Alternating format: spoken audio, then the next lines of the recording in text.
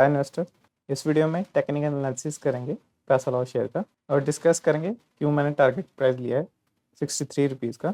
अभी करंटली ये stock 38 rupees के प्राइस पे ट्रेड हो रहा है और मुझे लगता है कि आने वाला दिन नेक्स्ट 3 मंथ में ये जो स्टॉक है 63 रुपीज़ के प्राइस लेवल अचीव कर सकता है, यानी कि 65% के अराउंड प्रॉफिट जनरेट कर सकता है।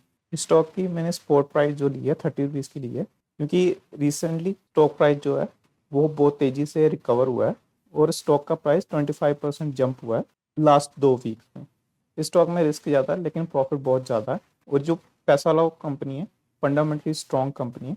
पैसा लाओ शेयर पे मैंने फंडामेंटल एनालिसिस भी करा हुआ है, उस पर मैंने डिटेल वीडियो भी क्रिएट करी हुई है और फंडामेंटली स्ट्रॉन्ग होने के बावजूद पिछले 1 साल में स्टॉक का प्राइस 17% गिरा है। और ये जो प्राइस गिरने का कारण है, ये एक बड़ा ऑपरेटर स्टॉक के प्राइस को कंट्रोल कर रहा है, यानी कि मैनिपुलेट कर रहा है। मैंने पैसा लाओ शेयर पे पहले भी वीडियो क्रिएट करी थी। वो जो वीडियो थी वो मैंने 26 मार्च को पब्लिश करी थी और उस समय भी मैंने टारगेट प्राइस 63 रुपीज़ का ही लिया था और उस समय स्टॉक का प्राइस 34 रुपीज़ 42 पैसे का था, यानी कि मुझे लग रहा था कि ये जो स्टॉक है 83% की अपसाइड दिखा सकता है। ये वीडियो मैंने इसलिए क्रिएट करी थी क्योंकि उस समय जो आरबीआई है उन्होंने 25 फेब को जो रेपो रेट है उसको 25 बेसिस पॉइंट पे कट करा था और इस न्यूज़ का इनडायरेक्ट बेनिफिट एनबीएफसी कंपनीज को होने वाला था और पैसा लाओ भी एक एनबीएफसी कंपनी है। लेकिन रेपो रेट कट होने के बावजूद जो ऑपरेटर है वो स्टॉक का प्राइस और नीचे लेके गया और जो स्टॉक का प्राइस है 15% के अराउंड और ज़्यादा करेक्ट हुआ और जो स्टॉक है उसे 30 रुपीज़ के अराउंड सपोर्ट लिया। मेरे वीडियो पब्लिश करने के बाद आरबीआई ने 2 रेपो रेट और कट करे। जो दूसरा रेपो रेट कट करा था वो 9 अप्रैल को करा था, जिसमें आरबीआई ने 25 बेसिस पॉइंट का और रेट कट किया और उसके बाद 6 जून को आरबीआई ने रेपो रेट 50 बेसिस पॉइंट पे कट करा, यानी कि total RBI 100 basis point repo rate में कट कर चुके हैं। इसका मतलब ये है कि जो बैंक है वो आरबीआई से लोन ले सकते हैं 1% कम इंटरेस्ट रेट पे, और क्योंकि बैंक को कम रेट पे लोन मिलेगा आरबीआई से तो ये बेनिफिट बैंक एनबीएफसी को भी पास ऑन कर सकते हैं, जिसका कि इनडायरेक्ट बेनिफिट मिलेगा एनबीएफसी कंपनीज को। और अगर आप पैसा लाओ कंपनी की परफॉर्मेंस देखें तो कंपनी की जो परफॉर्मेंस है वो भी क्वार्टर बाय क्वार्टर इंप्रूव भी हो रही है। कंपनी का रेवेन्यू बढ़ रहा है, कंपनी का नेट प्रॉफिट भी क्वार्टर बाय क्वार्टर बढ़ ही रहा है, यानी कि कंपनी की परफॉर्मेंस में कोई इशू वाली बात नहीं है। और प्लस जो कंपनी के प्रमोटर हैं वो भी कंटिन्यूसली बाइंग कर रहे हैं स्टॉक में। उन्होंने अप्रैल मंथ में बाइंग करी, जून में बाइंग करी, जुलाई में बाइंग करी, अगस्त मंथ में बाइंग करी और सितंबर मंथ में भी बाइंग करी है स्टॉक। इस चार्ट में जो पर्पल लाइन आप देख रहे हैं ये उस डे को रिप्रेजेंट करती हैं जिस दिन आरबीआई ने रेपो रेट कट करे थे। जैसे ही आरबीआई रेपो रेट कट करती है स्टॉक का प्राइस इंक्रीज होने स्टार्ट होता है, लेकिन जो ऑपरेटर है वो स्टॉक का प्राइस नीचे ले आता है।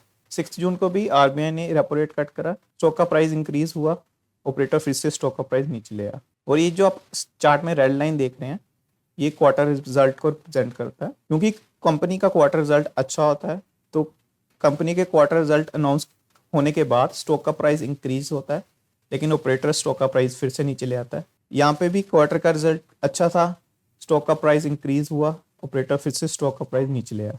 और ये जो चार्ट में आप ग्रीन लाइन देख रहे हैं ये वो लाइन्स है जहाँ पे प्रमोटर ने स्टॉक में बाइंग करी है। जब प्रमोटर स्टॉक में बाइंग करता है तो स्टॉक का प्राइस इंक्रीज होता है, लेकिन ऑपरेटर फिर से स्टॉक का प्राइस को नीचे ले आता है। और ये चीज़ ऑपरेटर बार बार रिपीट कर रहा है। ऑपरेटर ने फुली कंट्रोल करा हुआ है स्टॉक के प्राइस को, वो स्टॉक का प्राइस इंक्रीज नहीं होने दे रहा।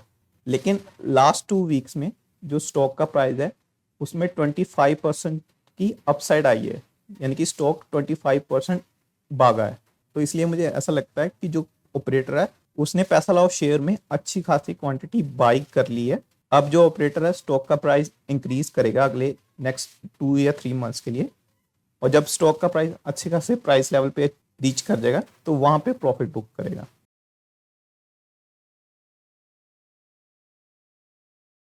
मेरे वीडियो क्रिएट करने के बाद जो स्टॉक का प्राइस था ओवर 15% नीचे आ गया था, तो मैंने इस स्टॉक में और बाइंग करी। ये जो बी आप देख रहे हैं ये वो लेवल्स हैं जहां पे मैंने स्टॉक में और स्टॉक्स बाय करे। और क्योंकि पैसा लाओ कंपनी फंडामेंटली स्ट्रॉन्ग कंपनी है तो मुझे कोई इशू नहीं था और पैसे इन्वेस्ट करने में इसका शेयर में। पहले जब मैंने वीडियो पब्लिश करी थी मार्च में, उस समय जो एवरेज प्राइस था स्टॉक का वो 55 रुपीज़ था और मैंने 2 लाख के अराउंड इन्वेस्टमेंट करी हुई थी पैसालाव शेयर में।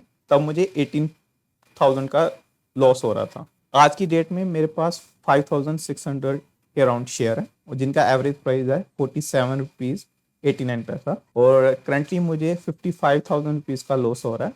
मेरे लॉसेस कम हुए हैं क्योंकि मैंने लोअर लेवल पे भी स्टॉक को बाय करा और पिछले 2 वीक से जो स्टॉक है 25% के अराउंड जंप हुआ है। ये मेजर कारण है जिसकी वजह से मेरे लॉसेस अभी कम हुए हैं। पैसालाव जो कंपनी है फंडामेंटली स्ट्रॉन्ग कंपनी है और इनका जो कस्टमर बेस है वो भी बहुत तेजी से ग्रो कर रहा है। प्लस ये जो पैसालाव कंपनी है उस पॉपुलेशन को टारगेट करती है जहाँ पे बैंक नहीं पहुंच पाते, और पैसालाव कंपनी को स्ट्रॉन्ग बैकिंग है एसबीआई बैंक से। प्लस इनकी जो क्रेडिट रेटिंग है वो भी स्टेबल की क्रेडिट रेटिंग है। तो इन केस इन फ्यूचर अगर ऑपरेटर दोबारा से स्टॉक का प्राइस नीचे लेके आता है तो मैं इस स्टॉक में और बाइंग करूंगा ताकि मैं अपनी जो एवरेज प्राइस है उसको और नीचे लेके आ सकूं। लेकिन अब मुझे ऐसा लग रहा है कि ऑपरेटर स्टॉक का प्राइस बढ़ाएगा ही, और जैसे स्टॉक का प्राइस बढ़ जाएगा तो अपना प्रॉफिट बुक करेगा। पैसालाव शेयर के रिगार्डिंग जो भी फ्यूचर अपडेट्स होंगे वो मैं इस वीडियो के कमेंट सेक्शन में कमेंट करके बताता रहूँगा। और ये मेरा टेलीग्राम चैनल है, आप इस चैनल को फॉलो कर सकते हैं स्टॉक मार्केट के रिगार्डिंग इंस्टेंट अपडेट के लिए, या फिर आपका कोई क्वेश्चन हो वो भी आप मुझसे डायरेक्टली पूछ सकते हैं इस चैनल के थ्रू।